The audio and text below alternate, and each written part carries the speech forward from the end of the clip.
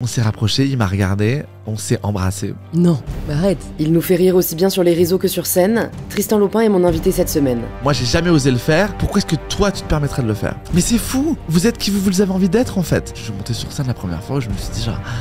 Je me suis jamais senti autant à ma place, quoi. La prise de risque, c'est chambé. Ne pas essayer...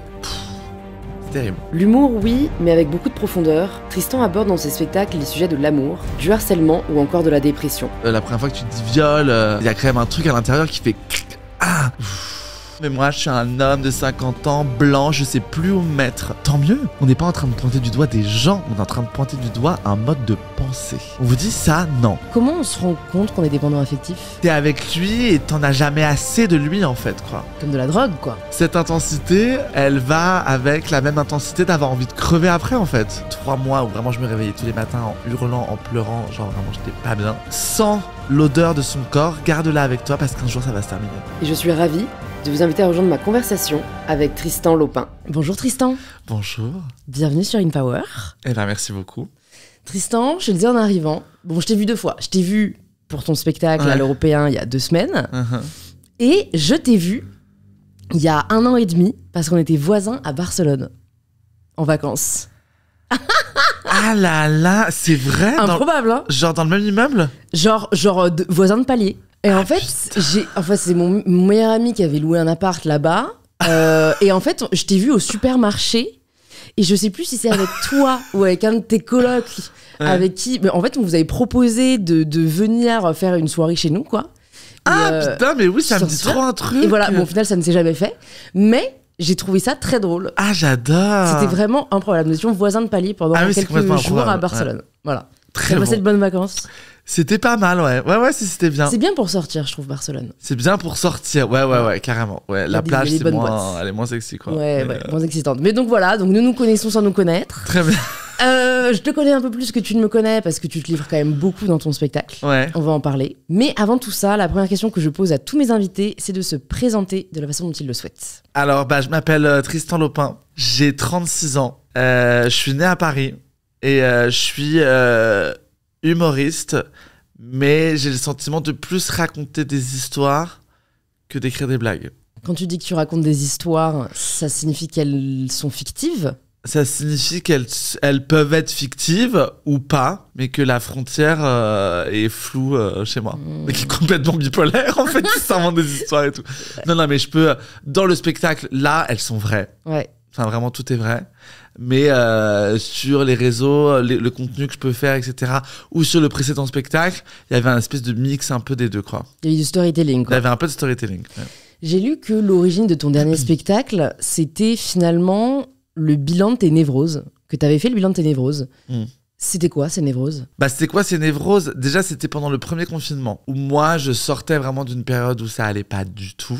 Genre, vraiment, j'ai traversé une espèce de tunnel de 3 mois où vraiment je me réveillais tous les matins en hurlant, en pleurant, genre vraiment j'étais pas bien. Et ce confinement-là est venu, donc vraiment j'étais seul chez moi, dans mon 25 mètres carrés, dans un studio, enfin... Donc vraiment il y avait vraiment ce truc de dire, waouh, là tu vas être dans le dur, vénère, et on ne sait pas pour combien de temps en plus. Et du coup, les névroses, c'était quoi ? C'était la peur de l'abandon, de la solitude, et puis l'anxiété, et puis toutes ces... Et puis tous les traumas, quoi, du passé. Comment t'arrives à identifier tes peurs ? Je trouve qu'elles sont dures à matérialiser, de se dire, en fait, j'ai peur de l'abandon. Tu sais, souvent, c'est très inconscient. Parce que déjà, j'ai fait 10 ans de thérapie. Donc, il y a quand même, au bout d'un moment... Donc, t'as commencé à quel âge ? À 20 ans. Ouais, jusqu'à mes 30 ans, quoi. 21, 22 peut-être, et 32, ouais. Qu'est-ce qui t'a motivé à commencer une thérapie ?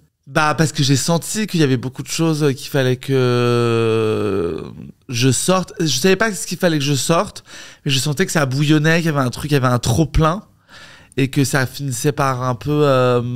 j'étais en train de me noyer dedans, quoi. Et je me souviens que je me suis dit, il faut que j'avance, quoi, parce que sinon je vais patiner dedans et ça va être terrible. Ouais.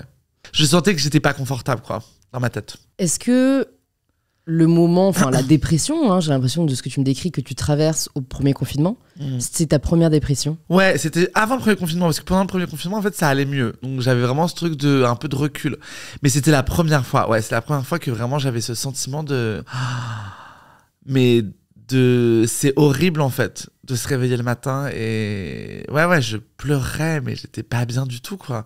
Et je me souviens d'une fois où j'arrive chez mes parents et puis je me mets à pleurer dans les bras de ma mère, mais vraiment juste, je sais pas, de fatigue en fait, de tout. Et elle me dit, ouais, je pense que tu fais une petite dépression. Enfin, et puis c'était marrant parce que ma mère est quand même, on a un truc un peu comme ça, très dans l'émotion et l'un et l'autre. Et du coup, pour que elle me dise ça, il y avait vraiment ce truc de genre, ah ouais, ok, donc je suis vraiment pas. C'est bien. pas une blague. Ouais, c'est une blague. Quand tu arrives à garder quand même la tête hors de l'eau, enfin, qu'est-ce qui fait que tu ne penses pas à mourir? Alors, j'étais pas à ce point de, voilà, moi j'étais pas bien parce que je sortais de 2 ruptures amoureuses, dont une qui m'a vraiment mis dans le noir, quoi, complètement. J'ai jamais pensé à mourir. J'étais juste épuisé, je pense. Et la tête hors de l'eau, bah déjà c'est mes potes, c'est ma famille, et puis ouais, je crois que c'est ça, simplement. Ouais. Puis je jouais, donc il y avait toujours le public, le côté il faut que je sois là, quoi. Et puis moi, je veux dire, j'ai jamais été dans ces trucs. Enfin, il y a des gens qui d'un coup abandonnent tout, enfin parce que c'est trop. Et moi, je me suis toujours forcé, parfois trop, mais à essayer d'être autant que possible à la hauteur, quoi. Donc même quand tu étais dans cette période de dépression, tu étais sur scène le soir. Ouais. Ça devait être dur. Où est-ce que tu arrives à laisser, en entrant sur scène, on va dire, tes névroses sur parce les que coulisses? sur scène, je joue un perso, quoi, quand même. Mais en plus, moi, c'était le spectacle précédent, donc qui s'appelait Dépendance affective. Donc, j'avais vraiment hâte de le terminer parce que je baignais du coup là-dedans, chez moi, sur scène. À un moment donné, j'étais là, ouais, il faut que je. Ouais, c'est ça. Faut que je bouge, quoi. Tu continues à y penser quand tu te produis, quoi. Ouais. Ah ouais, bah complètement, ouais. Comment on se rend compte qu'on est dépendant affectif? Bah, quand l'absence de l'autre, l'absence concrète de y a personne, ou l'absence, une personne qui se fait discrète, les non-réponses à des messages, ce genre de trucs deviennent ingérables. Enfin, moi, il y avait des moments où j'étais là, mais qu'est-ce que Enfin, puis je me souviens, j'avais eu un amoureux avec lequel je suis resté longtemps, que j'ai quitté, mais genre, je sais pas combien de fois, je suis revenu. Et ce qui était pas bien du tout pour lui, enfin je veux dire, ça se fait pas du tout. Et c'est ce moment où on se dit, ah là là, d'un coup quand je suis plus avec, d'un coup je me sens mais c'est horrible, en fait je sers à rien et il me manque tellement. Et en fait on n'est plus du tout objectif, quoi. C'est ce truc de genre l'absence de l'autre, et c'est même pas l'absence de l'autre, c'est l'absence d'affection, d'amour, de regard sur soi, donc c'est quand même assez égocentrique aussi, devient insurmontable. Donc là, à un moment donné je me suis dit, ouais, il y a un problème.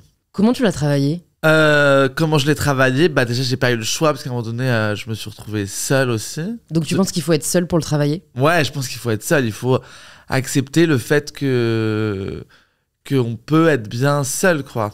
Ouais, je pense que c'est indispensable parce que sinon en fait on ne cesse de juger sa valeur à travers les yeux de quelqu'un d'autre, et en fait c'est pas comme ça qu'on est bien, je pense. Ouais, et qu'on arrive à avoir une estime de soi. Mais tu vois, je trouve ça toujours assez difficile d'apprendre finalement aux gens à s'aimer. Tu vois, c'est pas en lisant des phrases dans la glace qu'on va y arriver, tu vois. Et j'en ai marre, moi, de lire des choses comme ça. Mais c'est vrai que concrètement, si là, tu vois, on devait conseiller des personnes qui sont en dépendance affective, qu'est-ce que toi, tu leur donnerais comme conseil d'action ou de comportement qui t'ont vraiment aidé à, pas forcément complètement en sortir, mais au moins à te sentir mieux dans ta peau à toi? Je sais pas, il y a 2 options. Soit les gens sont un peu accrochés à quelqu'un, tu sais, à l'image qu'ils ont de quelqu'un duquel ils arrivent pas à se détacher. Et en fait, la question qu'il faut se poser, c'est est-ce que j'aime vraiment cette personne? Parce que en fait, souvent. Et ça, comment tu sais? Je pense qu'on le sait. Ça va faire une phrase bateau, mais je pense qu'on le sait un peu au fait. Je pense que quand il y a un doute, il n'y a pas de doute. Non, ça je suis pas sûr, parce que je pense qu'il y a des phases dans lesquelles, dans un couple, on passe toujours par des phases de doute. Enfin, je pense qu'on peut pas être serein tout le temps sur une relation amoureuse, parce que ça fait partie du truc, c'est qu'on aime beaucoup. Il y a un jour tu l'aimes moins, et puis après ça revient. Enfin bon, On peut pas être tout le temps au max, sinon c'est chiant en fait. Donc il faut se poser la question de savoir est-ce qu'on a le sentiment que vraiment cette personne est quelqu'un qu'on aime profondément. Et quand on est seul et qu'on est dans cette quête éternelle de rencontrer quelqu'un, je pense qu'il faut aussi se dire que quand on rencontre pas quelqu'un, qui qu'on soit en fait, si on rencontre pas quelqu'un, je pense qu'on n'est pas prêt à le faire en fait. C'est qu'il y a autre chose en fait. Enfin, moi j'ai des potes qui passent leur temps à chercher depuis des années et qui rencontrent pas de gens et à qui j'ai envie de dire parfois, et on en a déjà parlé quoi, où je dis mais je pense qu'en fait c'est peut-être pas ce dont tu as envie vraiment et c'est peut-être pas ce dont tu as besoin non plus en fait. Et peut-être que tu es en train de chercher chez quelqu'un d'autre un truc que tu devrais t'accorder à toi. Parce que finalement, quand on attend que quelqu'un d'autre nous donne quelque chose, on sait même pas ce que c'est en plus. Donc souvent, c'est quand même très abstrait. Et ben, quand on a le sentiment que cette personne-là nous le donne, c'est une personne qui du coup est détentrice de quelque chose sur lequel on n'a aucun pouvoir. Et donc si du jour au lendemain elle s'en va, on a toujours cette espèce d'épée de Damoclès au-dessus de la tête en disant en fait il peut pas partir ou elle peut pas partir parce que si elle part elle m'enlève ça et donc on est obligé de rester ensemble quoi. Donc ça fout la pression à tout le monde. Est-ce que toi t'as identifié ce que tu cherchais que l'autre t'apporte? Je pense que c'était qu'on vienne, c'est pas qu'on vienne me sauver, mais tu vois, il y avait ce truc un peu de dire je veux quelqu'un qui m'aime assez pour prendre soin de moi et me protéger, quoi. Je pense qu'il y a un truc de protection, ouais. Comment tu fais pour essayer de te donner cet amour-là, plutôt que de l'attendre de quelqu'un d'autre maintenant? Je pense qu'il faut s'écouter, quoi. Beaucoup. C'est quelque chose que j'ai encore beaucoup de mal à faire, hein. Mais d'essayer de s'écouter des moments où on n'a pas envie de... C'est des trucs idiots, mais savoir dire non, déjà, moi, c'est un truc que j'apprends encore beaucoup parce que j'ai beaucoup de mal à le faire. Savoir que, par exemple, là, je sais pas, il y a un truc de prévu, en fait, je crois que j'ai pas envie d'y aller. Et c'est ok de dire que j'y vais pas. Et du coup, s'écouter pour que, en fait, pour pas se mettre dans des situations où, en fait, on se met pas bien, quoi. Et s'écouter pour dire, en fait, là, j'ai envie de ça et c'est ça qui va me faire du bien. Et du coup, je vais le faire. Et peut-être que je vais pas blesser, mais en tout cas, je vais peut-être contrarier quelqu'un à un moment T. Et en fait, les gens s'en remettent. Il paraît. Ou alors ils ne le rappellent plus. Et tant pis. C'est que c'est des personnes que tu n'avais pas envie de voir dans ta vie sinon, quoi. Ouais, voilà.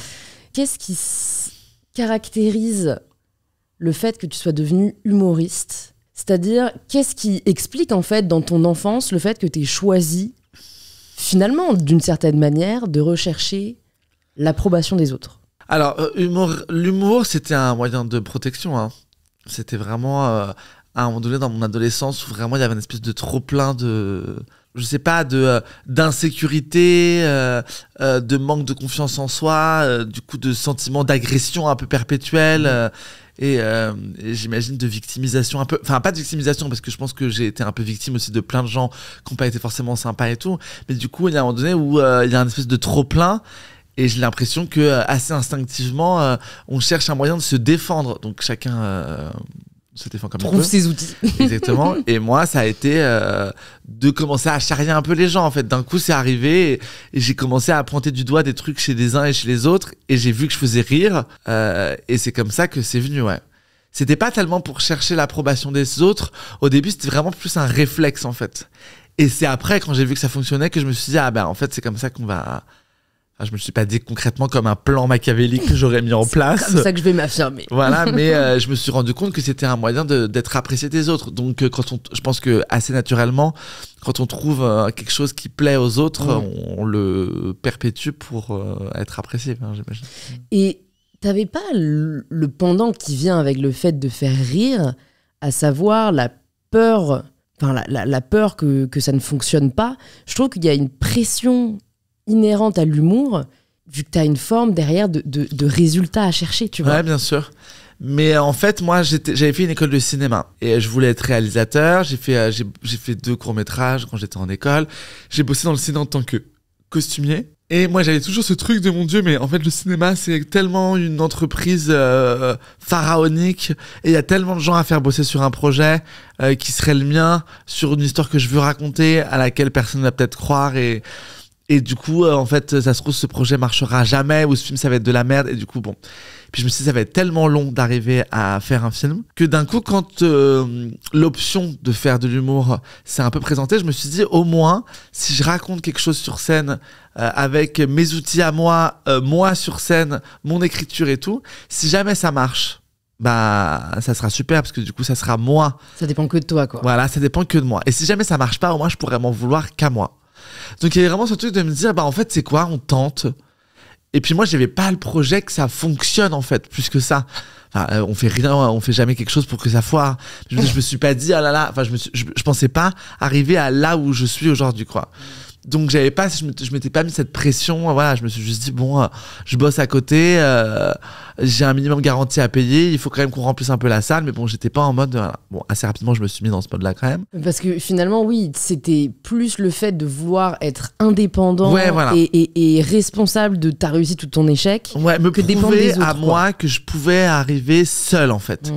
Je pense qu'avant de me faire confiance avec les autres, il fallait que je me prouve que j'étais capable, moi, tout seul. Et en vrai, monter un projet seul, le mettre en place, le défendre et essayer de gagner de l'argent avec, c'est un vrai challenge. Hein. Et qu'est-ce qui fait, tu penses, que tu as été attiré à la fin de ton lycée, plus par le monde du cinéma, où finalement, en effet, c'est beaucoup de jeux de rôle, que par l'humour ou le stand-up qui se base quand même beaucoup plus sur du vrai, j'ai l'impression, sur ce qui nous arrive.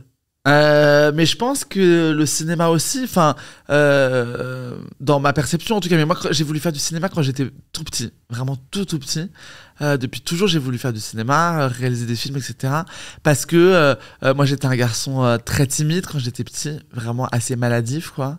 Et j'avais le sentiment, c'est ce que j'ai dit dans le spectacle, que quand mes parents m'emmenaient voir au cinéma, il y avait cette espèce de lien avec des personnages que je rencontrais pas au quotidien dans ma vie. Et puis mes parents, moi, c'est des gens qui nous emmenaient beaucoup de voir des films. Enfin, tu vois, moi, c'est les premiers qui m'ont emmené voir des films iraniens, enfin, sur la condition des femmes. Enfin, justement pour avoir cette espèce d'ouverture vers un monde qu'on côtoyait pas au quotidien. Pour nous dire, en fait, vous vivez dans une espèce de bulle quand même un peu. Ayez conscience que dans le monde dans lequel on vit, tout le monde n'est pas logé à la même enseigne, quoi. Et du coup, moi j'avais le sentiment que ça créait toujours un lien avec des gens que j'aurais jamais pu rencontrer. Et moi, qui étais très timide, qui avait du mal à communiquer avec les autres, je me suis dit mais c'est fou parce que le cinéma ça permet de rencontrer des gens qu'on rencontrerait jamais en fait au quotidien. Et moi j'avais l'impression que personne n'arrivait à me rencontrer, à savoir qui j'étais. Et du coup moi dans ma tête je me suis dit mais si j'écris des films, si je réalise des films, et ben en fait ça va permettre de créer du lien avec ces gens-là, avec lesquels je n'arrive pas à communiquer, quoi. Comment l'opportunité se présente? Tu me parlais d'opportunité tout à l'heure pour faire de l'humour. J'étais sur un court-métrage qui s'appelait Chômage affectif, sur lequel j'étais costumier et dans lequel jouait Bérangère Krief. C'était avant qu'elle joue dans Bref, et elle a lu des chroniques que j'écrivais pour un blog de potes. Et elle m'a dit mais tu devrais trop monter sur scène, je suis sûr que ça t'irait bien et tout. Et puis l'idée a un peu germé et puis c'est comme ça. J'ai commencé à écrire un peu en me disant qu'est-ce que je pourrais faire et puis voilà, quoi. T'es passé à New York, je crois, en étant costumier. Ouais. C'était comment? T'es resté combien de temps et qu'est-ce que ça t'a appris? Je suis resté 1 an à New York, en fait dans le cadre de mes études de ciné. Donc j'ai eu des cours pendant 6 mois avec des profs de la NYU et de la Columbia University. Et après j'ai bossé sur des courts-métrages et sur un long-métrage où j'étais costumier, un peu accessoiriste aussi. Enfin bon, on était stagiaires donc voilà.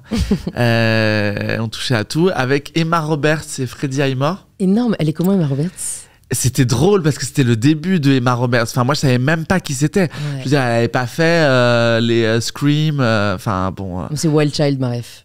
Ouais. Voilà, aussi. Je sais pas si elle avait déjà fait. Je sais pas. Mais moi, je la connaissais pas. Enfin, ouais. Et j'avais même pas la ref que c'était la nièce de Julia Roberts.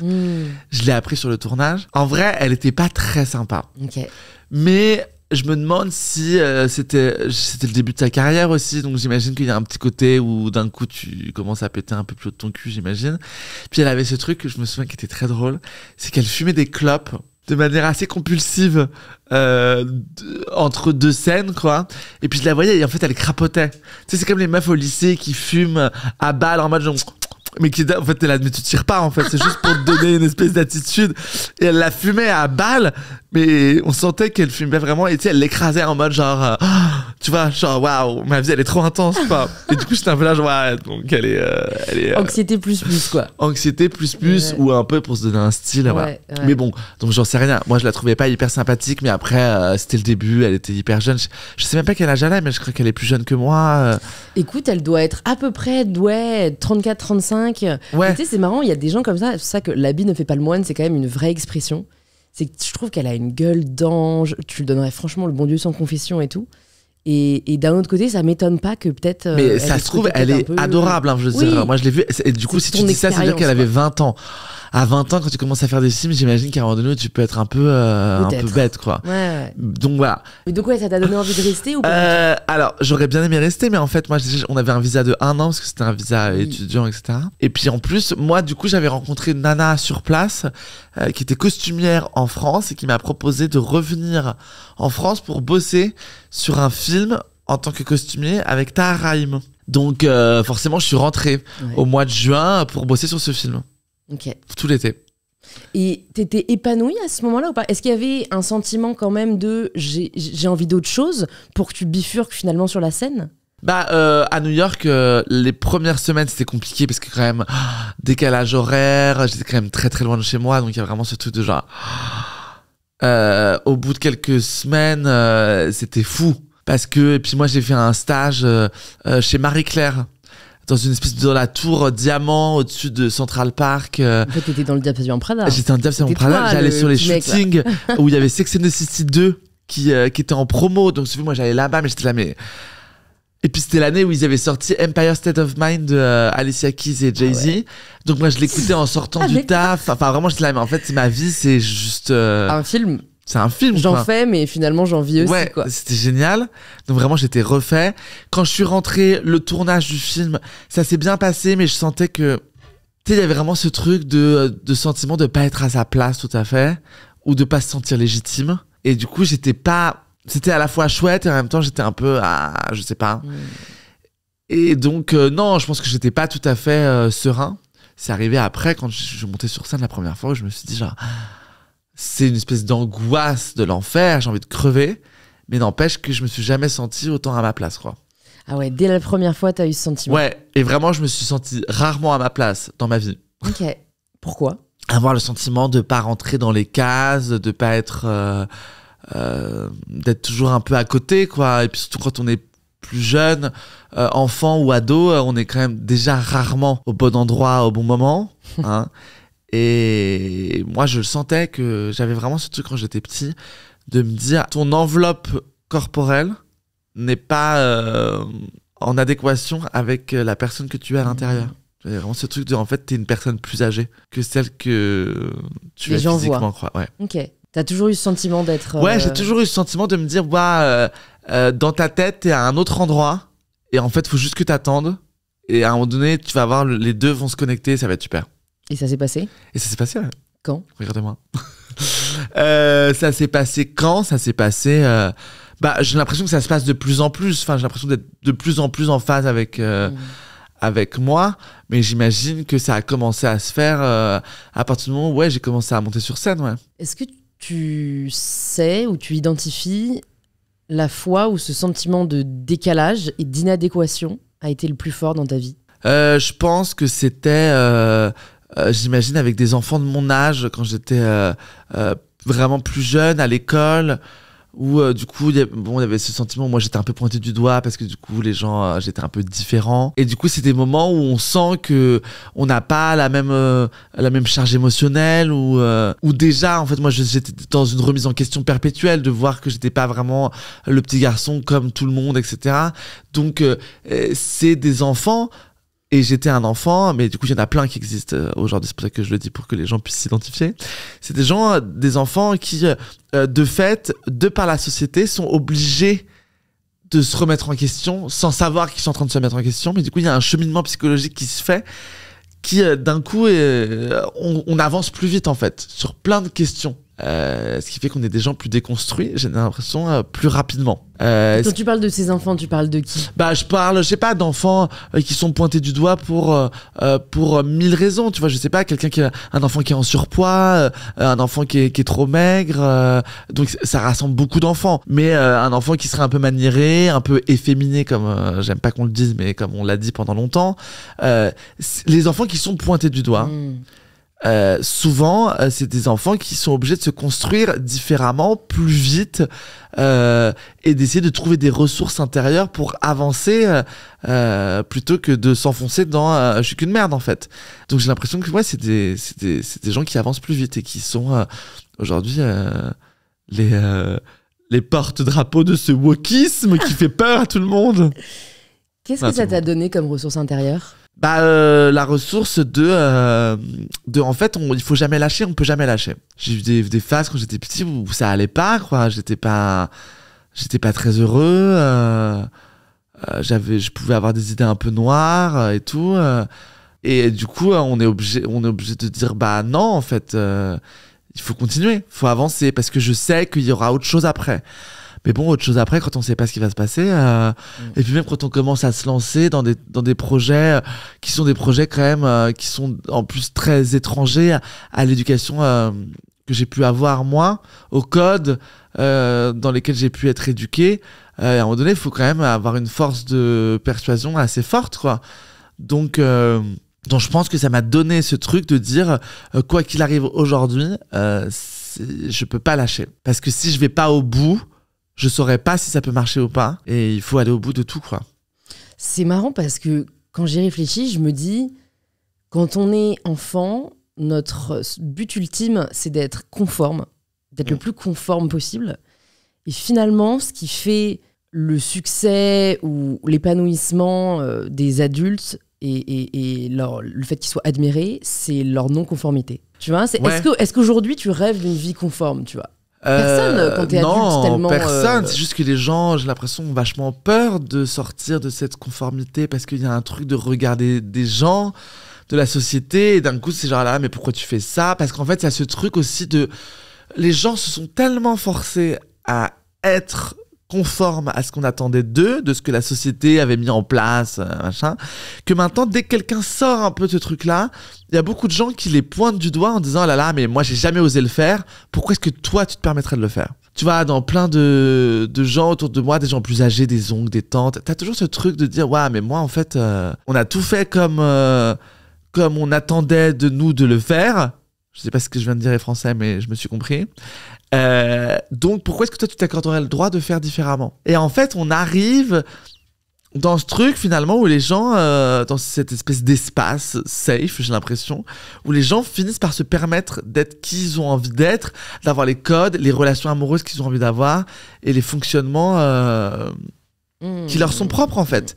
Donc ça, j'ai l'impression que ça a dérangé pas mal de gens, la génération du dessus manifestement, tous les gens qui sont un peu frileux de voir les gens se libérer de tout et ne plus être victimes de codes qu'on leur a imposés. Et même ce dont tu disais de les enfants sont plus tranquilles quand ils sont conformes, enfin les enfants sont plus conformes.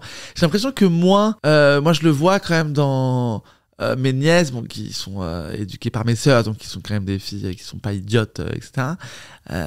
Mais j'ai l'impression que les enfants qui sont pas tout à fait conformes, qui sortent un peu des cases, qui sont des enfants plus sensibles, plus anxieux, donc moins des enfants comme on a envie de les voir, qui courent partout et qui sont là, ah là là, c'est tellement sympa, machin. Et ben j'ai l'impression que c'est des enfants qui sont aussi, qui font la différence aussi, quoi. Enfin, je veux dire, j'ai l'impression qu'il y a plus ce truc de dire, ah là là, cet enfant-là, il est un peu à côté. J'imagine qu'il y a des cercles socioculturels dans lesquels c'est encore le cas malheureusement. Mais moi, j'ai l'impression qu'en tout cas, chez moi, et j'espère y être un peu pour quelque chose, de par mon travail et ce que je fais, mais j'ai l'impression qu'il y a un truc qui bouge quand même. Qu'est-ce que tu t'es pas autorisé pendant longtemps? Je commence par quoi? Tant que tu les dis tous, tu choisis. Non, je pense que le truc que je me suis pas autorisé, c'est à être heureux, peut-être. Ouais. Et pourquoi? Pourquoi ? Parce que beaucoup les barrières qu'on nous impose, le fait de vouloir être irréprochable, comme j'en parle dans le spectacle. Donc ce truc de dire non mais ça j'ai pas le droit de le faire parce que ça correspond pas aux attentes qu'on peut avoir de moi. Du coup, je sais pas, moi c'est beaucoup passé par exemple par mes relations amoureuses. J'ai souvent pu être en couple avec des garçons où je sentais que ça allait pas, mais il avait rencontré ma famille, tu vois, mes nièces, du coup tu te dis tu vois, du coup est-ce que je dis maintenant du coup c'est fini, donc d'un coup faut expliquer à mes nièces que on n'est plus ensemble, pourquoi vous vous aimez plus, si mais en fait c'est compliqué. Enfin, il y a ce truc aussi de dire putain mais est-ce que du coup je peux quitter ce mec là avec lequel je suis depuis 5 ans, que tout le monde connaît et puis les gens l'aiment bien en fait. Le confort.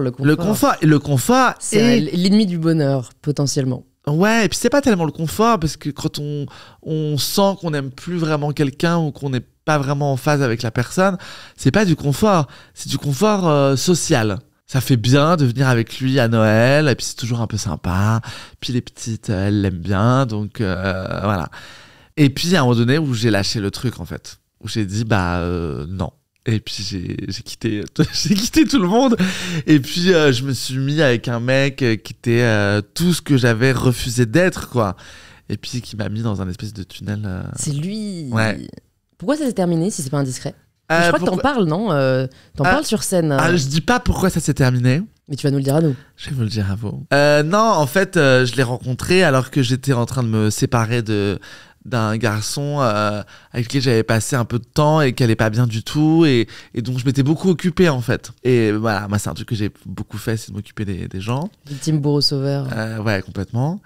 Et du coup je l'ai quitté et j'ai rencontré ce mec là qui était une espèce de un courant d'air. C'est vraiment ça. Et je me souviens très bien la première fois que je l'ai vu de dos. Et on arrivait en soirée avec des potes et je vois ce mec de dos et je dis à mon pote avec lequel j'étais mais en fait lui il va se passer un truc. Je saurais pas te dire. Il y a un truc dont on parle qui s'appelle un truc qui est complètement chimique en fait avec les gens, et ce mec là vraiment je l'ai vu, on s'est rapproché, il m'a regardé, on s'est embrassé. Non. Mais arrête. Mais vous étiez même pas dit. Non. Je m'appelle. Non. Ah ouais. Allez, un jour, il faut que tu fasses un film dessus, là, parce que... Ouais, et c'était complètement fou, en fait. Et puis, je rentre chez moi, il me demande mon numéro, voilà. Je me souviens, il m'a dit, déjà un peu toxique, il me dit, tu prends pas mon numéro. Je dis, si tu veux, tu prends mon numéro. Et en fait, voilà, et je rentre chez moi, et puis il m'écrit, et puis, je sais pas, à 6h du mat, quand il rentrait de la soirée et tout. Et puis, je me retrouve à 6h30 dans un taxi pour aller voir ce mec-là. Et on baise, mais genre, meuf, mais...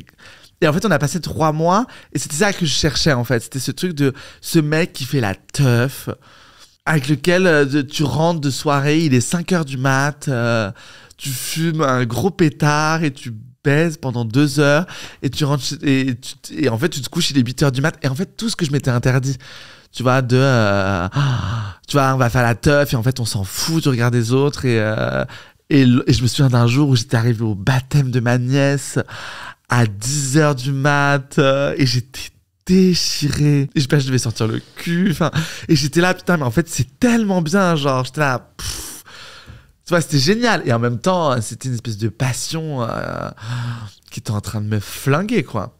Et tu vois, c'est vraiment le genre de truc, tu te dis, non, mais tu fais ça 3 mois, et puis après, tu vas dormir pendant 2 ans, en fait. Et puis, ça s'est arrêté, et puis c'est là où j'ai commencé mon tunnel de me réveiller tous les matins en mode, genre, mais j'étais tellement vivant, et c'était tellement... Mais tu sais, c'était des gens, même à posteriori, quand j'ai pu le revoir, c'est des gens où quand tu parles de ce moment-là, tu sais qu'en fait, c'était... Une parenthèse. C'était une parenthèse, et puis c'était trop, en fait. Trop de... Comme de la drogue, quoi. Ouais. Enfin là, de ce que tu me décris, c'est l'effet de high, puis de down. C'est des gens... t'es avec lui et t'en as jamais assez de lui, en fait, quoi. Tu vois, et moi, je me souviens très bien de ce moment où je suis contre lui en train de... Je sais pas, après avoir fait l'amour, j'en sais rien, machin. Et de me dire, putain, sens l'odeur de son corps, garde-la avec toi parce qu'un jour, ça va se terminer. Et c'est le seul mec de toute ma vie avec lequel j'ai dormi, tu sais, en koala, genre en petite cuillère, machin et tout. avec ce truc, et je me souviens la dernière nuit qu'on a passée ensemble, parce qu'il est parti, après il est revenu évidemment, machin, et puis un jour je lui dis vas-y c'est notre dernière nuit, et puis cette dernière nuit où tu te... Ah là, et oui, pareil, où tu te dis ok, bon, c'est fini. Et comment tu fais pour ne pas rechercher après ce même sentiment de vivre? Cette même parce intensité, que cette intensité, elle va avec la même intensité d'avoir envie de crever après, en fait. Et qu'il y a un moment donné où je peux pas passer ma vie à osciller entre je vis à 6000% et j'ai envie de crever à 7000. Enfin, en fait, faut que le ratio soit positif. Ouais, faut qu'à un moment donné, faut qu'il y ait une espèce d'équilibre qui se fasse quand même. Tu vois, autant je veux bien qu'on soit pas toujours là, mais tu peux pas être là, enfin tu vois. Et je me souviens très bien quand j'étais dans le noir comme ça, je me souviens vraiment de mon père à un moment donné qui me dit mais en fait tu sortais à peine de cette histoire qui t'avait déjà amené à des sommets de bad machin, tu redescends à peine, tu te mets à 20 étages plus haut en fait. Donc il dit, mais à un moment donné, en fait, il faut que tu... À un moment, tu pourras pas toucher le plus ciel. Ouais, à un moment donné, tu vas te mettre en danger, quoi. Est-ce que, du coup, tu as le sentiment de devoir te satisfaire de moins que tes attentes? Enfin, que tu dois, d'une certaine manière, sacrifier tes exigences, tes attentes? Non, c'est pas ça. Je pense que c'est juste que si je devais vivre aussi intensément que j'aimerais vivre, je pense que je me brûlerais les ailes en fait. Donc je dirais que c'est une forme de sagesse quoi, de dire bah en fait certes ça te créerait plein de spectacles et plein d'anecdotes et tout, mais à un moment donné en fait c'est des choses qui mettent quand même en danger, je trouve, même psychologiquement. La santé mentale, elle prend un coup. Est-ce que tu penses qu'il faut souffrir pour être inspiré? Dans moi, ce qui me touche, dans l'humour, etc., ouais, je trouve toujours plus pertinent les gens qui ont quelque chose à raconter. Et quelque chose à raconter, c'est forcément de la souffrance? Bah, moi, c'est ce qui me parle, en fait. Enfin, c'est pas de la souffrance, mais en tout cas, quelque chose qui s'est passé, quelque chose qui t'a fait changer. Qui montre une évolution, un truc qui t'a bousculé. Enfin, bon, il y a des gens qui racontent très bien des pique-niques au parc ou des visites chez le roi Merlin. Ça peut être très drôle. Enfin, moi, c'est pas le truc qui me fait rire. Enfin, à un moment donné, je suis là, bon, je sais pas, t'as pas un truc à raconter tu vois, c'est comme un film, il y a des films comme ça où tu te dis bon ça marche très bien, il y a plein de gens qui adorent aller voir ces films là et tout, ce qui veut pas dire que, enfin voilà, moi si ça raconte pas un truc. Tu préfères ne plus souffrir mais du coup ne plus monter sur scène, ou souffrir pour le reste de ta vie, en tout cas connaître des vraies phases de souffrance et du coup de continuer à monter sur scène pour en parler? J'adore les tu préfères. Mais je pense qu'en plus t'as souffert quoi, t'as douillé donc tu sais ce que c'est quoi. Je pense que c'est inévitable de toute façon. La vie, et je crois qu'on est condamné à ce qu'elle soit source de beaucoup de souffrance, quoi. Donc non, je pense qu'il faut souffrir. Ouais, je préfère. Il faut souffrir, non, il faut pas souffrir. Mais je pense que je préfère souffrir un peu et je sais pas, c'est bizarre parce que souffrir pour être sur scène, non. Je pense juste que c'est inévitable en fait et qu'on se sent vivant aussi juste parce qu'on a connu. Parce qu'on a connu aussi. Enfin, tu vois, c'est comme les histoires d'amour. On est très amoureux de quelqu'un parce qu'à un moment donné, il nous a fait aussi, on s'est fait souffrir. Enfin, tu vois, il y a plein de gens qui te diront dans notre histoire, on a passé 50 ans ensemble. Et en fait, on s'est mis la misère, mais au final, aujourd'hui, on est ensemble et c'est super. Et tu vois, on a traversé ça ensemble. Donc, je pense qu'on n'a rien sans rien. Enfin, je pense qu'il faut avoir beaucoup de souffrance pour avoir beaucoup de bonheur. Tu vois. L'amour a l'air de tenir une place très importante dans ta vie. Ouais. Je vais te poser une question et j'espère que ce sera pas mal interprété parce que je sais que je manque cruellement de tact. Mais donc, c'est vraiment une question, tu vois, que je me pose. Avec les injonctions qu'il y a aujourd'hui à être marié, à fonder une famille, à un certain âge, est-ce que toi, tu ressens cette pression? Et est-ce que, avec les histoires que tu as eues précédemment, tu as la peur de potentiellement jamais trouver la personne avec qui tu veux passer ta vie? Ouais, complètement, ouais. Enfin, je me dis toujours, j'ai toujours la peur que les choses se terminent, ouais. Enfin, la peur. Oui, le fait de me dire, mais en fait, comment est-ce que...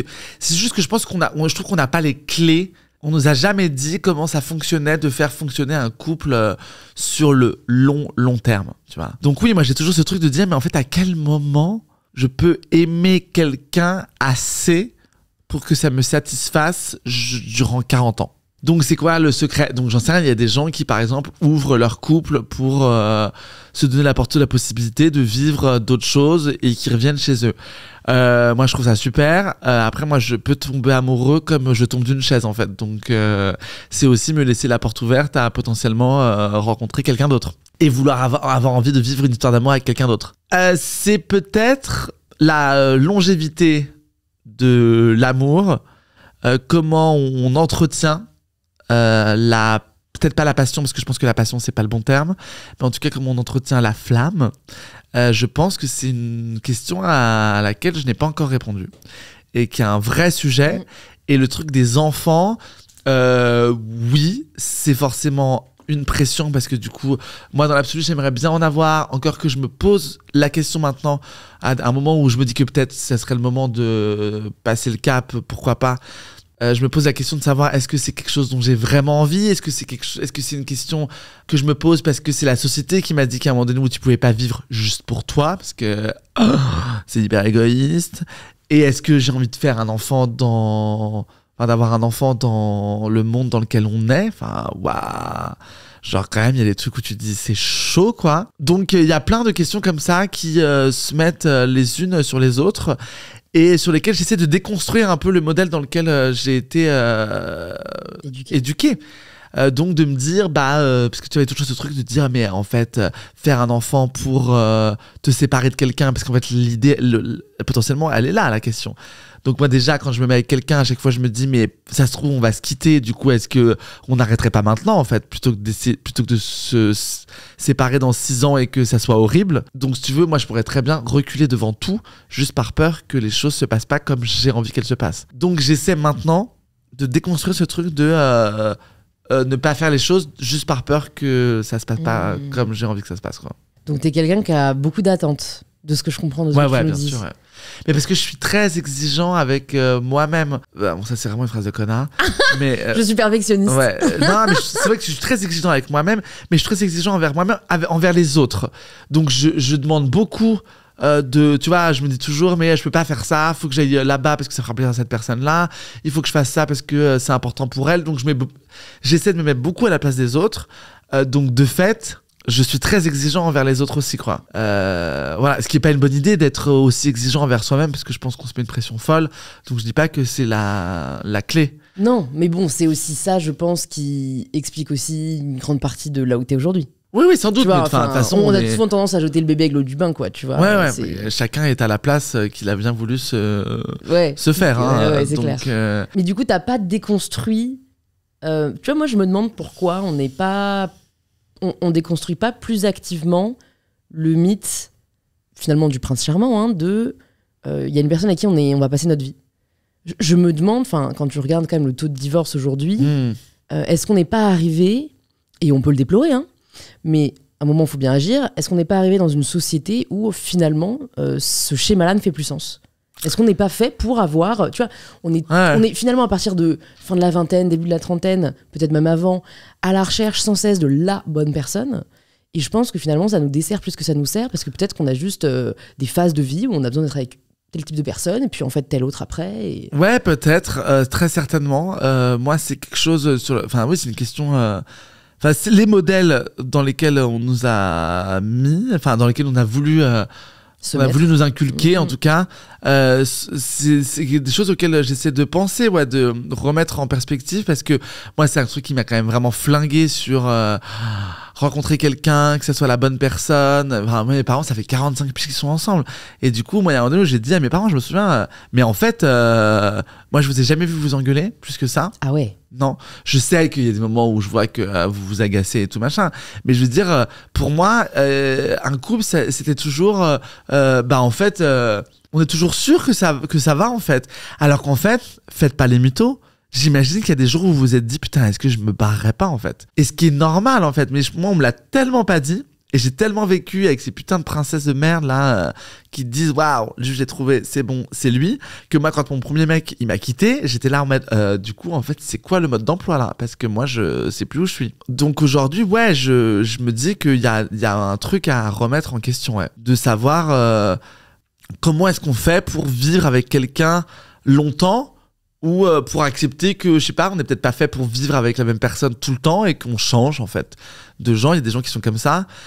Donc, moi, j'en parle pas mal avec des potes autour de moi qui me disent, ah bah, nous, on a ouvert notre couple, nous, on est en couple libre. Alors, il y a un nombre de facettes. Moi, je m'y perds un peu. Et puis, je pense que avant de faire ça, il faut aussi déconstruire. Il y a un truc beaucoup d'ego là-dedans, hein, dans les relations amoureuses. Le fait d'aimer quelqu'un, d'être aimé de quelqu'un, il y a un truc de... il faut que cette personne me remplisse entièrement et que je sois complètement la seule personne suffisante à son bonheur. C'est très égoïste, égocentrique, tout ça. Donc, moi, j'avoue que pour l'instant, je suis pas dans la phase où je me dis que je pourrais me dire que mon mec va voir d'autres garçons, tombe amoureux d'autres personnes. Je suis pas là. Mais j'y pense. Ouais, non, mais puis surtout, t'as pas à l'être. Tu vois, si t'as pas envie. Et d'ailleurs, au final, peut-être que je sortirai jamais de ce truc-là et qu'en fait, je me dirais, bah, je suis comme ça et voilà. Mais en tout cas, je fais l'effort de me poser la question et d'essayer de voir le prisme de l'autre côté, quoi. Comment le Tristan qui datait à 20 ans a changé du Tristan d'aujourd'hui ? Comment toi, t'as changé dans les relations que tu as ? Bah, déjà, le fait d'être un peu connu change quand même clairement la manière d'appréhender les rencontres. Et comment ça a changé ? Bah, comment ça a changé ? Asking for a friend. Parce qu'il y a des gens dont tu sais que c'est... il y a des gens dont tu sens qu'ils sont là parce que c'est toi et... Enfin, parce que c'est toi, oui, j'espère que les gens sont là parce que c'est toi, sinon c'est très triste. Mais qui sont là plus par curiosité de savoir, j'imagine, j'ai couché avec machin, tu vois, on le sait. Ouais. Tu vois, que les gens, certainement... ils doivent dire j'ai couché avec des gens qui sont très connus ou moins connus mais qui sont connus pour leur cercle d'amis ou quoi. Ah bon, c'était comment tu vois, je sais pas, elle a des gros seins, il a une grosse bite, enfin tu vois, les gens je le sais. Enfin, j'imagine, moi je ferais certainement pareil. Tu vois, de demander à quelqu'un t'as couché avec machin, voilà. Donc il y a toujours ce truc un peu où tu te dis bon, je fais un peu gaffe, quoi. Ouais. Après j'ai l'impression de le sentir un peu rapidement, donc ça va, mais et puis de manière générale, j'ai changé ma manière d'appréhender les choses parce qu'il y a une espèce de sagesse aussi, quoi. Donc j'ai l'impression qu'aujourd'hui, il y a un truc de dire je me sens pas obligé d'être avec quelqu'un, en fait. Tu vois ? Ce qui fait que même quand t'es avec quelqu'un, t'as aussi toujours ce truc qui est assez serein de dire en fait, si je reste avec, c'est un choix que je fais. Tu vois ? C'est pas si jamais je suis plus avec lui, ça va être l'enfer, donc j'y reste. Aujourd'hui, je me dis, si je suis plus avec lui, ouais, ça va être triste, parce que forcément, c'est triste, mais je m'en sortirai, enfin, tu vois, il se passera autre chose. Donc, certains diront, c'est horrible, parce que du coup, c'est pas la personne qui est assez importante pour toi et tout. Et si, puisque je reste. C'est juste de dire que, si justement, je l'aime assez pour rester. Elle est assez importante pour moi pour rester. C'est juste que du coup, je reste pas, parce que je m'en sortirai pas sans elle. C'est beaucoup plus sain. Bah, ce qui est beaucoup mieux, parce que oui, j'imagine que je me sépare de quelqu'un, j'ai pas envie qu'il retrouve quelqu'un tout de suite, et de toute façon les gens qui retrouvent quelqu'un tout de suite en général c'est plus un truc pansement qui fonctionne pas, mais c'est pas pour autant que je lui souhaite pas au final, quand et l'un et l'autre on aura appris à faire le deuil de notre histoire, à rencontrer quelqu'un d'autre et à être très heureux avec quelqu'un d'autre. Enfin, est-ce que ça a été difficile pour toi d'aborder le sujet du viol que tu as subi pour ton nouveau spectacle ? C'était pas si compliqué à écrire parce que j'étais assez serein sur le sujet à ce moment-là. Donc il y avait ce truc de bah en fait c'est là et viens on en parle. Ça a plus été une crainte, enfin ça a été plutôt un processus compliqué de trouver des vannes à faire dessus. À quel moment les vannes seront assez justes, à quel moment j'ai assez de recul, à quel moment les gens qui ont pu vivre cette expérience-là vont pas le prendre contre eux. C'est un humour qui quand même qui flirte avec une frontière qui est très fine. Donc ça a été long. Je me suis dit putain, est-ce que ça va faire rire ? Et puis il y avait surtout cette crainte de dire mais j'ai tellement une image assez solaire, sympa, souriant, le bon pote, que je me suis dit mais là je vais débarquer avec un truc que les gens ils vont pas comprendre quoi. Et en même temps j'avais très envie de changer d'image, parce que déjà je trouve ça toujours très chiant les gens qui font un deuxième spectacle comme ils ont fait le premier en fait, parce que ah là là ça a bien marché. Donc en fait il y en a plein qui font vraiment le même confort, truc en fait. Toujours le confort. Voilà. Et moi, je pars toujours du principe que c'est quand même toujours plus intéressant d'offrir aux autres autre chose tout en gardant une énergie qui retrouve. Enfin, je veux dire, on se transforme pas complètement. C'est pas non plus un personnage diamétralement opposé du premier, mais c'est quand même différent. L'humour est différent, en tout cas. La personne peut être un peu la même, mais tu vois, l'humour est différent. Et puis, en fait, moi, j'écris pas des spectacles pour écrire un spectacle. Je pars du principe que, comme on disait tout à l'heure, il y a des gens qui font ça très bien, d'écrire des trucs un peu du quotidien, etc. Moi, j'arrive pas à faire ça. Parce que j'ai besoin d'avoir un truc à raconter qui m'anime complètement pour avoir le courage de monter sur scène. Tu vois, je monte pas sur scène juste pour... tu vois, sinon j'ai l'impression d'avoir rien à dire et je suis là, voilà, je suis complètement illégitime et j'ai déjà un syndrome de l'imposteur qui me hante toute l'année. Donc voilà, si j'y vais, c'est parce que je me dis que j'ai un truc à dire. Et qu'à ce moment-là, mon producteur... pour le deuxième spectacle, c'était pendant le confinement. Moi, j'écrivais, du coup, je prenais des notes sur plein de trucs, et notamment sur ce viol qui remontait un peu à la surface parce que je pensais que c'était un truc que j'avais digéré. Et en fait, enfin voilà, avec ces histoires d'amour qui se terminaient, etc. Ces espèces de dépendance un peu affective. Et puis moi, je pars toujours du principe que on cherche chez l'autre des réponses à des questions qu'on n'a pas trouvé encore en soi. Et du coup, cette histoire d'amour avait commencé à répondre, j'avais commencé à trouver un écho un peu chez lui, ça s'est fini, et du coup, j'étais là genre, j'ai l'impression qu'on m'enlève un truc sur lequel j'étais en train de peut-être de mettre un doigt intérieurement, et du coup, hyper frustrant. Donc ce truc de dire du coup je vais écrire parce que du coup il faut que je sorte ce truc là, et j'étais là-dedans et mon producteur m'a appelé en me disant tu veux pas faire un deuxième spectacle parce que le premier marche bien, donc est-ce qu'on n'enchaînerait pas, tu vois. Et du coup moi je dis j'ai un truc auquel je pense, mais par contre ça va être très différent. Il a même pas voulu savoir de quoi j'allais parler, et surprise. Et surprise, et voilà. Donc c'était ça le point de départ quoi. Ouais, parce que tu t'abordes d'autres, je trouve que tu t'ouvres énormément. Et c'est une réflexion plus macro, hein, mais hier, j'ai regardé le doc de BTS, ouais. Tu sais, les chanteurs, et en fait, j'étais choquée de voir à quel point ils sont hyper à l'aise avec leurs émotions, hyper vulnérables, ils pleurent, ils s'entraident, tu vois, ils se charrient pas du tout comme des mecs le feraient, je pense, en Europe, tu vois, quand il y a ce retour émotionnel. Et en fait, ça m'a vachement fait réfléchir parce que je me suis dit, mais on est beaucoup... d'artistes, tu vois, si on élargit le terme, mais à vouloir être justement irréprochable, à vouloir être parfait, à vachement contrôler notre image, etc. Alors que finalement, il n'y a rien de plus puissant que la vulnérabilité. Je pense que pourquoi ils sont aussi appréciés aujourd'hui, c'est parce que, donc moi je les connaissais pas tellement, c'est plus que je m'intéresse à la culture que j'ai regardé ce doc, mais j'ai compris en partie qu'est-ce qui explique que eux, plus qu'un autre boys band, je crois que c'est parce qu'ils ont toujours été, genre, ils pleurent sur scène. Enfin, en fait, une vulnérabilité qui fait que tu noues un lien extrêmement fort avec l'autre. Oui, mais je pense que c'est ça qui a fait le succès aussi du spectacle. C'est cette espèce de sincérité et d'arriver sur scène avec un peu ça en disant, en fait, voilà, c'est là. Et puis le fait que c'est quand même assez universel. C'est pas universel parce que tout le monde n'a pas vécu d'agression, de viol, etc. Mais les angoisses, l'anxiété, la peur de l'abandon, le regard des autres, c'est quand même quelque chose qui hante un peu les autres.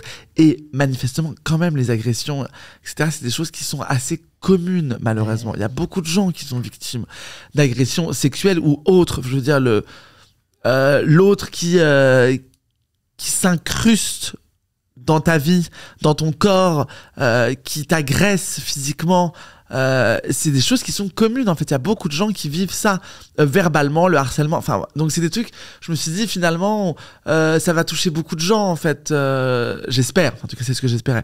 Et aujourd'hui c'est ce que je vois, et c'est ce que je disais quand je critiquais un peu l'humour du quotidien entre guillemets, c'est que moi je trouve qu'il y a rien de plus galvanisant, de plus flatteur et de plus...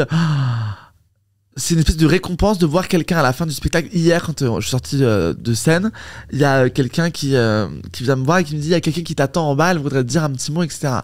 Et c'était une nana, je sais pas, de 30 ans, très mignonne, qui me dit merci parce que c'est hyper rare de voir des gens parler, de faire rire sur des sujets comme ça qui sont si sérieux et si durs et si personnels. Et merci parce que ça m'a parlé, je sais pas pourquoi ça lui a parlé, on n'a pas parlé à ce point-là, etc. Et puis ça me regarde pas. Mais d'un coup, il y avait ce truc de ça a évoqué un truc en elle et elle est sortie avec ce truc de j'imagine peut-être qu'elle est rentrée en se disant je me sens un peu moins seule sur certains sujets. Et comme je te disais, quand moi j'allais au cinéma et que j'avais le sentiment de voir des sujets en me disant là là, mais du coup il y a des gens qui vont aller voir ce film et ce film là, moi il me parle pour ça, et du coup il y a d'autres gens qui vont peut-être comprendre ce que je ressens, enfin, tu vois. Et du coup je me suis dit putain, Inch'Allah, cette meuf va sortir de la salle en se disant en fait il y a peut-être d'autres gens qui sont connectés à moi. Voilà, bon, j'ai peut-être complètement fantasmé un truc, mais en tout cas elle était contente que j'ai parlé de ces choses-là, et je me suis dit putain, ça c'est charmé. La prise de risque c'est charmé, parce qu'on se dit toujours putain, est-ce que ça va marcher, est-ce que les gens vont comprendre, machin. Et quand tu prends du temps pour écrire, que tu choisis tes mots et que tu essaies de faire un truc qui soit vraiment en adéquation avec toi, il y a des gens à qui ça plaît pas, hein, c'est ok, et qu'il y a des gens qui viennent te dire ça, tu te dis putain, c'est charmé. C'est quoi le dernier risque que t'as pris ? Le dernier risque que je suis en train de prendre, c'est un autre projet sur lequel je suis en train de bosser, je vais pas trop en parler parce que j'ai peur que ça me porte l'œil. Je suis un peu pareil. Mais ouais, voilà. Il faut qu'on dépasse ce genre de pensée magique, hein, pour... Sinon, tu vivras toujours dans la superstition. Ouais, mais c'est moi, pas... Moi, d'un côté, je me dis, si tu le dis, t'as plus d'autre choix que de le faire. Ah, mais de toute façon, je suis dedans. Ok. Donc it's happening. Okay. Ah ouais, c'est en train d'arriver, c'est juste qu'il faut que ça se passe bien. Okay. Mais oui, c'est un gros projet sur lequel je bosse depuis très longtemps. Et en fait, non, je veux pas en parler parce que je bosse dessus depuis tellement longtemps que je me dis, putain, le jour... Déjà, je l'ai gardé pour moi pour pas l'éparpiller. Tu vois, pour pas dire ça, c'est à propos de ça, machin, que du coup maintenant je me dis putain, le jour où en fait le truc va se faire, si ça se fait, et que je vais dire putain, mais en fait ça fait X temps que je bosse là-dessus, je vais me dire putain, c'est trop bien quoi. Parce que je me suis toujours dit ça va pas se faire, ou c'est improbable, et si jamais ça arrive, j'en mets. Horizon quoi, fin 2024? Horizon s'il faut ça se fait cette année, enfin l'année 2024. L'année qui tu parles du coup de beaucoup de sujets très intimes dans ton dernier spectacle, Irréprochable. De quoi est-ce que t'as pas parlé ? Dans ma vie ? Ouais. De quoi est-ce que t'as pas osé parler ? De quoi j'ai pas osé parler ? Pas grand-chose, parce qu'en fait, je parle quand même de beaucoup de choses. Voilà. Les trucs que je m'interdis sans m'interdire, c'est les sujets sur lesquels je sais que j'ai pas assez de recul ou de connaissances. Et à partir du moment où je me sens pas légitime pour parler d'un sujet, j'en parle pas, parce que je trouve qu'il faut pas parler de choses qui vont... tu vois, par exemple, il y a plein de gens qui font des blagues sur, je sais pas, le conflit israélo-palestinien, qui sont des sujets politiques qui peuvent être très drôles et que moi je trouve hyper drôle quand c'est bien fait et tout. J'ai pas une connaissance du sujet qui est assez développée. Je me risquerais pas à parler d'un sujet qui est aussi touchy.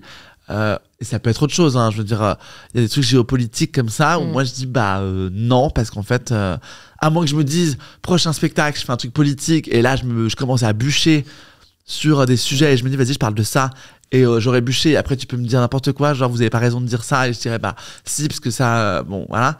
Mais si je me sens pas légitime, je le fais pas. Je vous invite à écouter l'épisode qu'on a fait avec Jérémy Ferrari si ce n'est pas encore fait. Oui.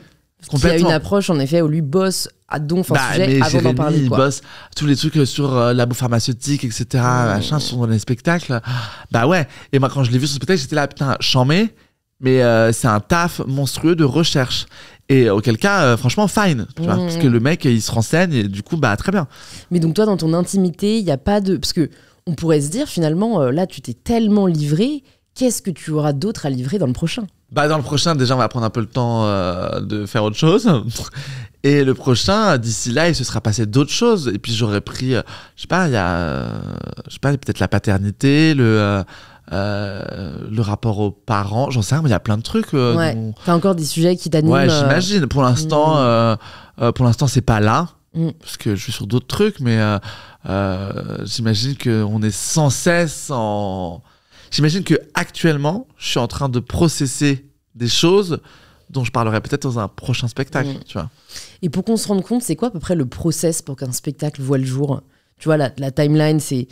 T'as une idée, tu l'écris en quoi 1 mois, 6 mois, 1 an? Moi, le spectacle là, je l'ai écrit en 1 an et demi. Hein. Ah ouais. Ouais, parce que d'un coup, je me dis pas... Enfin, tu vois, il y a des gens qui font des résidences d'écriture, ils partent pendant 2 semaines, on écrit à Bâle et tout. Ouais. Après, je pense que ça dépend du type de spectacle que tu écris aussi. Moi, c'était un spectacle quand même beaucoup sur la psychologie, l'intimité. Donc, il y a un moment donné où je peux pas non plus brasser tous les sujets en 2 semaines. À un moment donné où il faut quand même que je prenne un peu de temps pour assimiler tout ça. Donc, j'imagine que ça dépend du spectacle que tu écris et de ta manière d'écrire. Moi, ouais, ça a pris un peu de temps parce que c'était un peu long. Mais je pense que ça commence à partir d'une idée, quoi. Où tu te dis je pourrais commencer à parler de ça, et puis moi j'écris en plus tu sais, avec un peu un début et une fin. Pour moi il faut qu'il y ait une espèce de logique. Il y a des gens qui écrivent des spectacles qui passent un peu du coq à l'âne et c'est super, ça parle de plein de trucs, voilà. Moi j'ai besoin un peu de me dire dans ce spectacle là je vais parler de ça. Je peux intégrer d'autres sujets qui peuvent s'imbriquer dedans, mais en tout cas ouais, faut que déjà avant que j'écrive un truc, faut que je me dise en fait je vais grosso merdo, le sujet, ça va être ça. Ouais. Voilà. Et donc là, tu t'es dit, ça va être... les émotions. Les émotions.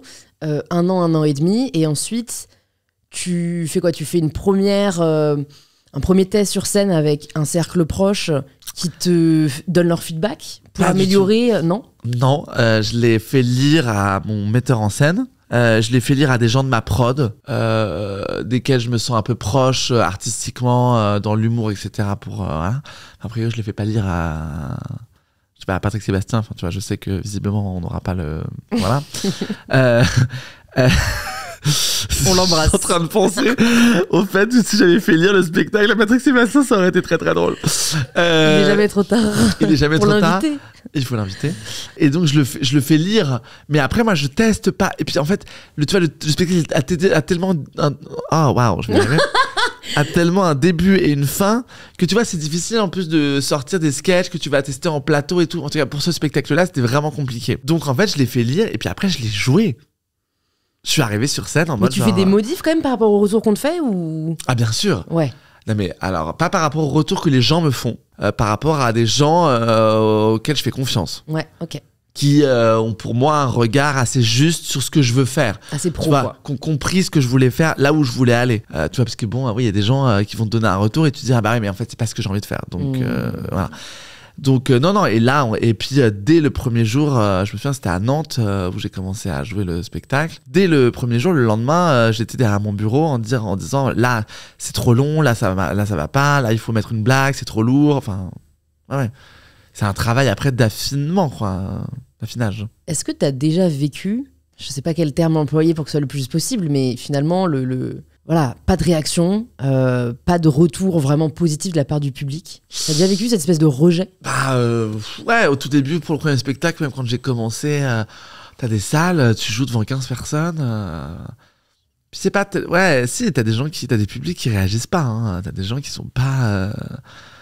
Donc parfois, c'est arrivé, au tout début particulièrement, et au tout début, tu vois, même la première du spectacle, là, quand même, je parle du viol, dépression et tout, donc il y a quand même des sujets qui sont assez noirs. Moi, j'avais fait aucune promo, donc on arrive en mode, les gens, ils ont l'image qu'ils ont de toi. Très bon enfant sur les réseaux. Très bon enfant et tout. Donc moi, j'arrive et je pense qu'au début, il faut assumer des sujets comme ça. Il y a des mots, tu vois, la première fois que tu te dis viol... sur scène, même pour moi, il y a quand même un truc à l'intérieur qui fait tu vois, ça, il y a quand même plein de trucs qui remontent, quoi. Donc la première du spectacle, c'était bien, mais c'était timide parce que d'un coup les gens débarquent en mode, et puis en plus on démarrait, là je fais une espèce d'intro il y a 5-10 minutes avant que j'en parle, mais moi j'arrivais en mode genre paf, quoi. Genre on parle de ça de but en blanc, donc j'imagine que les gens étaient un peu là. Et puis moi en face, je devais pas assumer complètement. Donc c'est des sujets, il y a des trucs que j'aurais parlé d'autres choses, ça aurait été peut-être plus facile que ça soit plus fluide. C'est des sujets qui prennent du temps à mettre en place, ouais. Et ensuite, tu joues pendant approximativement combien de temps? Combien de mois? Ah bah là, on l'aura joué pendant 3 ans. Ah ouais. Ah ouais.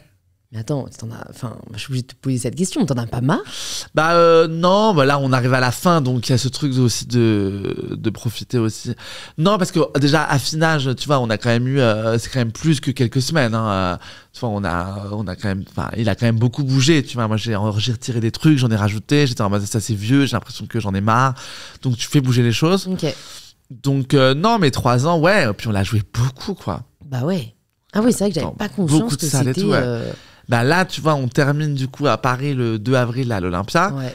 En tout, on aura fait plus de 30 000 spectateurs à Paris. Ah ouais. Donc, tu vois, 30 000, c'est beaucoup, quoi. Ouais, c'est clair. Rien qu'à Paris. Et ça, tu ressens quoi de savoir ça?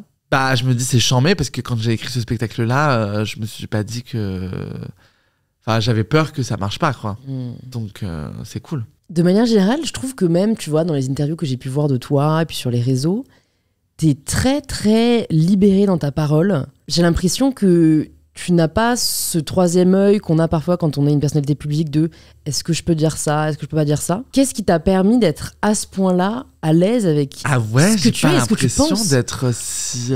Moi, quand j'ai regardé ton interview de la boîte à questions là, de Canal+, ouais. je me suis dit « Putain, mais il a pas peur, quoi. » Genre, tu réponds vraiment de but en blanc à toutes les questions, Ouais. sans... tu sais, il y a des personnes qui prennent, qui arrondissent les angles, qui contournent un peu. Toi, t'y vas, tu réponds, enfin... Ouais. T'as pas peur, quoi. Je pense qu'on pourrait te demander qui tu détestes le plus en France, tu le dirais, tu vois. Alors qu'il y a beaucoup de gens qui sont là, ah non, mais finalement, tout le monde a un talent. Enfin, tu vois, t'as pas peur de déplaire, j'ai l'impression. J'ai pas peur de... Non, enfin, bon, il y a des trucs que je dis pas. Hein. Je dirais pas qui je déteste le plus. Il y a des gens que j'aime pas. Mais... Mais non, j'ai pas peur de déplaire. Si, j'ai peur de déplaire. C'est juste qu'à un moment donné... les choses que je dis, c'est parce que c'est des gens à qui je m'en fous de déplaire. Enfin oui, a priori, dire qu'il y a des putains de boomers qui nous cassent les couilles à dire que... Enfin, franchement... Qu'est-ce qui t'énerve le plus en ce moment dans la société? Bah, cette espèce d'ambiance de gens justement qui supportent pas qu'on soit un peu en train de libérer les gens de tous ces carcans et tout, qu'il y ait des gens qui soient un peu déconstruits, qui disent qu'ils cherchent leur identité de genre, leur sexualité, et qu'en fait ça ne leur appartient qu'à eux, et que d'un coup il y a des gens qui nous saoulent à dire ah là là mais on sait plus qui on est, mais en fait ça appartient à chacun en fait. Qu'est-ce que tu viens nous saouler à dire vous êtes en train de tout nous chambouler? On ne chamboule pas on vous chamboule pas. On est nous chamboulés, laisse-nous être chamboulés dans notre coin. On dit que nous, on a été chamboulés, que nous, on s'est beaucoup remis en question parce qu'on était dans un modèle qui ne correspondait pas, et qu'aujourd'hui, on est juste en train de dire aux gens, si vous avez le sentiment de pas correspondre à ces codes-là, c'est ok, et en fait, vous êtes qui vous avez envie d'être, en fait. Donc, et il y a des gens, mais putain, mais... tourne la page en fait, c'est pas grave, tu vois. Tu vois, c'était comme j'ai vu une vidéo là de Thibaut InShape sur Twitter ou Insta, je sais pas, où il dit quand on va aux toilettes en 2003, donc tu vois le truc, le symbole homme, le symbole femme, c'est ok. Quand on va aux toilettes en 2023, le symbole tortue, le symbole licorne, le massin. Oh, tu vois.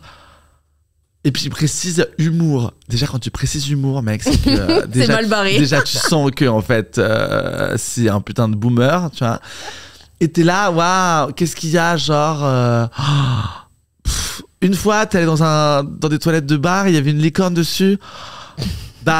S'il y a une licorne dessus, c'est que tu peux y aller. Donc c'est cool en fait, go for it. Ouais. Tu vois, puis à l'intérieur c'est genre ouais c'est clair, on sait plus. Et puis non mais t'as oublié les gens. Moi je me sens plus castor. Enfin tu vois, oh là là, mais putain, mais. C'est vrai que je me demande toujours qu'est-ce qui fait finalement que les gens veulent plus aller vers l'enfermement que l'ouverture. Mais c'est fou. C'est fou. Est-ce que c'est encore une fois le confort ? Parce que c'est inconfortable, tu vois, de la nouveauté, le changement. Ah mais attends, moi je vois un nombre de mecs qu'on a pu même avoir tu vois, sur France Inter, etc., qui arrivent en disant « Mais moi, je suis un homme de 50 ans, blanc, je sais plus où me mettre. » Mais tant mieux. Enfin, je sais pas si t'es au courant, parce qu'il y a des gens qui ont passé toute leur vie... Enfin, moi, j'ai 36 ans, j'ai passé 33 ans à ne pas savoir où me foutre, parce que je suis un mec gay et que j'ai des... Enfin... Bienvenue dans ce que j'ai vécu. On pointe du doigt, mais bienvenue en fait. Genre, c'est dommage que tu t'aperçoives à 50 piges qu'il faut se remettre en question. C'est là où il faut se poser. Enfin, ils sont fous. Et tu leur disais en plateau ? Il y a une fois, je l'ai dit, ouais. J'ai dit, bah ouais, mais en fait, il y a beaucoup de gens, les personnes racisées, il y a un nombre de personnes incalculables qu'on pointe du doigt depuis des millénaires. Enfin, ouais, des siècles. Des siècles, ouais, j'allais dire millénaires, mais pas du tout. Depuis des siècles. À l'époque, les hommes préhistoriques n'étaient pas racistes, voilà, spoiler. Non, mais voilà, enfin, t'es là, mais. Puis d'un coup, c'est, ouais, je sais plus où me mettre. Waouh, mais.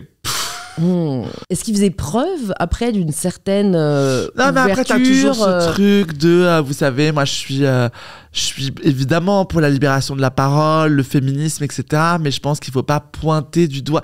Mais on dit pas qu'on pointe du doigt, en fait. Vous vous sentez pointer du doigt tout seul, en fait. On n'est pas en train de pointer du doigt des gens, on est en train de pointer du doigt un mode de pensée, un mode de fonctionnement qui a foutu des gens dans des cases et qui a malheureusement paralysé des gens qui se sont sentis incapables d'être qui ils avaient envie d'être. C'est ça qu'on vous dit. On vous dit ça, non. Est-ce qu'on peut arrêter avec ça ? C'est juste que d'un coup, en fait, vous aviez tellement le dessus sur tout que maintenant qu'on vous dit, bah non, peut-être qu'en fait, on va arrêter de penser comme ça, un peu, et ben d'un coup, ah là, mais du coup, moi, je pense quoi ? Bah, je sais pas. Réfléchis. Ouais, prends du recul. Hein. Prends un psy, on l'a tous fait. Ouais. Voilà, et puis ça fait du bien à tout le monde. Qu'est-ce que ça t'a apporté, si tu devais nous partager peut-être les 3 plus grandes leçons que tu retires de tes 10 ans de thérapie ? Cette prise de recul, tu vois, de distance par rapport à ses émotions, savoir que il faut discerner ce qu'on ressent, comment on agit en fonction de ses émotions, prendre de la distance sur le fait qu'il y a des choses qui sont liées à des trucs qui viennent du passé, que... Tu vois, essayer de décortiquer, prendre du recul, c'est vraiment ça. Prendre du recul sur tout, sur ce qu'on a vécu, sur comment on réagit à certains comportements d'autres personnes, sur comment nos comportements sur les autres, tu vois, comment on envisage les autres. Et puis, je trouve que ça apprend à vivre en société, en fait. À accepter les gens avec leurs défauts, leurs angoisses, leur manière de pas toujours être à la hauteur de ce qu'on espérait. Enfin, tu vois, la tolérance, la bienveillance, ouais. C'est pour ça que je dis que tout le monde devrait y aller. Quel est le prochain grand chantier intérieur que tu as envie de bosser ? D'essayer de me mettre moins à la pression. Je me mets une pression absolument folle et du coup, je bosse énormément et je pense qu'il y a des moments où je bosse trop. Du coup, je bosse pas forcément bien, j'imagine aussi. Et cette pression de toujours être dans l'hyper-productivité, etc. Ouais. Ouais.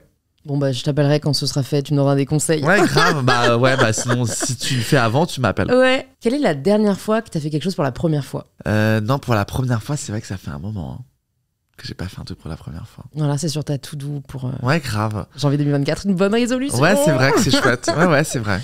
Si, et cette année, j'ai quand même fait plusieurs tournages. Et c'était la première fois que je tournais en tant que comédien pour un film et pour une série et tout. Donc, Ok. Donc tu veux renouer avec les amours du cinéma ? Ouais. Ok. Grave. Ouais, j'ai tourné la série de Jamel Debbouze là pour Canal. Okay. Avec Camille Chamour, Ramzy et tout, c'était charmé. Ça va être trop bien. Qu'est-ce qui a fait que tu te sois dit la scène m'a apporté beaucoup et c'est là...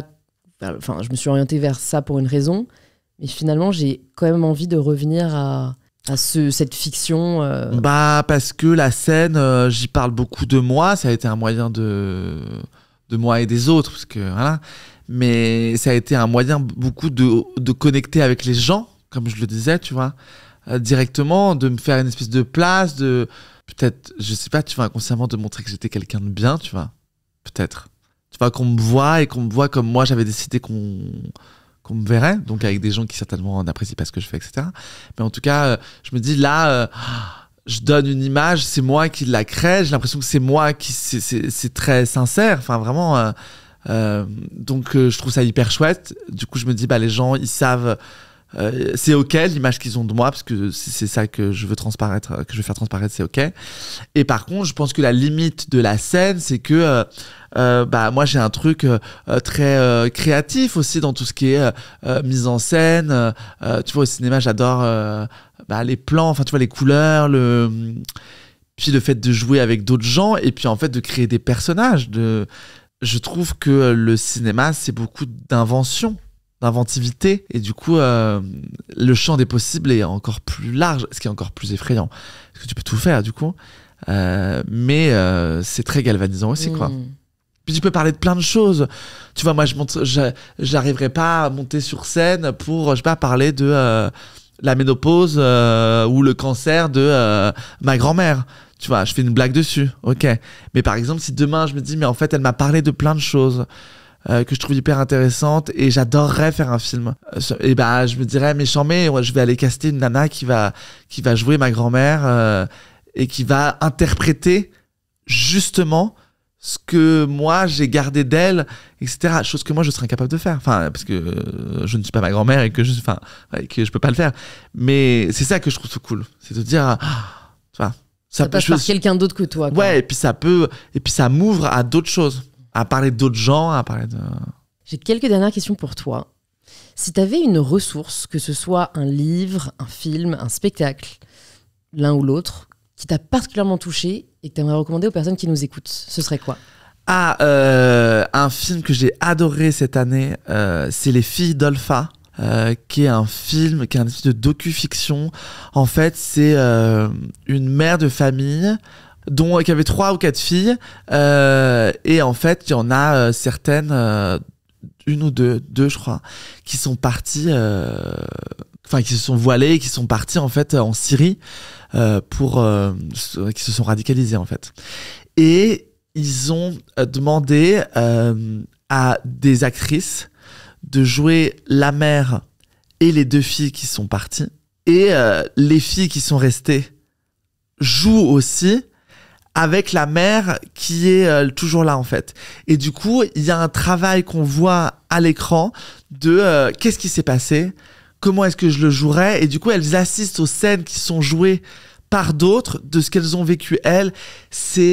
Honnêtement, c'est bouleversant parce qu'elle explique comment est-ce qu'elle a vu ses filles se radicaliser, ce qu'elle a fait, comment elle s'est sentie incapable de les retenir, comment elles sont parties du jour au lendemain, comment le printemps arabe en fait les a aussi poussées à se radicaliser. Enfin, c'est hyper intéressant, c'est hyper émouvant, et j'ai adoré ce film. Ok, je le mettrai dans les notes du podcast. Tu m'as vraiment donné envie de le voir. Ouais, c'est génial. Okay. C'est hyper bien joué. C'est vraiment génial. Si tu pouvais entendre quelqu'un à ce micro, qui est-ce que tu aimerais entendre ? Patrick Sébastien. Premier degré ? En vrai, ce serait drôle. Franchement, parce que tu poses des questions intéressantes et qui permettent de se remettre aussi en question, et je trouve tu sais, moi je me suis toujours dit, quand on me propose la question à qui t'inviterais à un dîner, machin, il y a des gens un peu évidents, tu vois, je mettrais Simone Veil, Britney Spears, Isabelle Huppert, Frida Kahlo, et puis je dis toujours, je mettrais bien Marine Le Pen, juste pour savoir, même Marine Le Pen, tu vois, ici ce serait intéressant, juste pour savoir à quel moment ces gens-là disent des trucs pour plaire à une certaine partie de la population, mais à quel point ils croient vraiment à ce qu'ils disent. Je trouverais ça intéressant. Je me demande s'ils le laissent transparaître. Parce que je pense qu'ils finissent par y croire, tu vois. Ouais, mais je sais pas si c'est un dîner pas un podcast. Ouais, alors pour le dîner. Pour le dîner. Oui, il y a un podcast du coup, machin. Mais tu vois, les dîners, je trouve ça hyper intéressant. Parce que je suis sûre qu'elle est pas autant que ce qu'elle est, que de ce qu'elle paraît, mais qu'elle fait ça pour, tu vois, c'est du populisme en fait. Tu vois. Voilà. Ok. Écoute, je vais te poser la dernière question du podcast. Allez. Ça signifie quoi pour toi prendre le pouvoir de sa vie ? Ça signifie sortir de sa zone de confort. Enfin, je pense que pour prendre le pouvoir, il faut sortir de sa zone de confort. Parce que pour faire ce qu'on a envie de faire vraiment, il faut sortir les doigts du huc. Et pour sortir les doigts du huc, il faut sortir de sa zone de confort. Vraiment. C'est ce que tu fais en montant sur scène. Ouais, et puis je pense, moi, à tous ces gens. Je me souviens, avant, quand je bossais chez Céline, j'étais vendeur et je jouais le soir et tout. Et puis il y avait une meuf qui bossait avec moi chez Céline, qui avait 40 ans. Et donc 40 ans, enfin, je veux dire, à peine 40 ans. C'est quand même pas la fin de la vie, enfin, je veux dire. Et elle disait, ah, moi, j'aurais bien fait autre chose, machin et tout. Et je disais, bah. Vas-y. Genre, go, quoi. Elle me dit, non, mais 40 ans. Entre guillemets, c'est trop tard, et puis je gagne bien ma vie, et puis j'ai un CDI, machin. Et en fait, genre vraiment, je comprends, hein, mais il y a un jour, j'espère que cette personne-là va pas se réveiller en disant genre, ouais, putain, je passe à côté d'un truc, quoi. Donc, moi, j'ai plein de potes qui font ça, qui se laissent la chance là, et je dis, mais en fait, c'est quoi, mec, tu te laisses 1 an, tu vois comment ça fonctionne, et au pire, si tu vois que putain, c'est la merde, que machin et tout, bon. Tu vois, t'as un CV cool, bon, tu reprends un truc, et puis voilà. Et laisse-toi au moins une fenêtre de tir pour dire j'ai essayé. Ne pas essayer, c'est terrible. Merci beaucoup Tristan. Avec plaisir, merci à toi. Hyper chouette. Pour les personnes qui veulent en savoir plus sur toi, qui veulent aller voir les dernières dates pour ton spectacle, où est-ce que tu veux qu'on les redirige ? Eh ben, sur Insta ou sur mon site tristanlopin.com. Trop bien. Voilà. Je mettrai ça dans les notes, et puis à très bientôt. Avec plaisir, merci.